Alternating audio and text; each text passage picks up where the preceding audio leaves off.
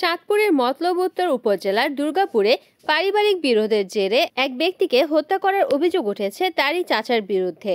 এই ঘটনায় ফারুকের স্ত্রী মাফিয়া বেগমকে জিজ্ঞাসাবাদের জন্য আটক করা হয়েছে। বিষয়টি নিশ্চিত করেছেন মতলব উত্তর থানার অফিসার ইনচার্জ মোহাম্মদ রবিউল। নিহত ব্যক্তি হলেন রুহুল আমিন সরকারের ছেলে মাইনুদ্দিন সরকার। তিনি একজন ইলেকট্রিসিটি মিস্ত্রি ছিলেন এবং ব্রাহ্মণচক চৌরাস্তা মোড়ে ইলেকট্রিক ও ইলেকট্রনিক্স সরঞ্জাম মেরামতের একটি দোকান পরিচালনা করতেন। নিহত মাইনুদ্দিন সরকারের স্ত্রী বলেন, তার স্বামীকে ফারুক হত্যা করেছে।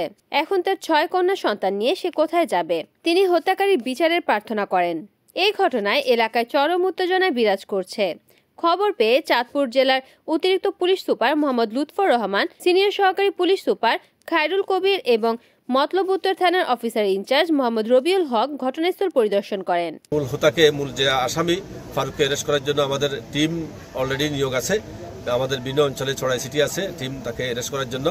এই ব্যাপারে বাদীপক্ষের মামলা অভিযোগ পেলে আমরা মামলা নেব এবং প্রয়োজনীয় আইনগত ব্যবস্থা গ্রহণ করা হবে। রিপোর্ট করেছেন চাঁদপুর প্রতিনিধি সুমন আহমেদ, NN TV।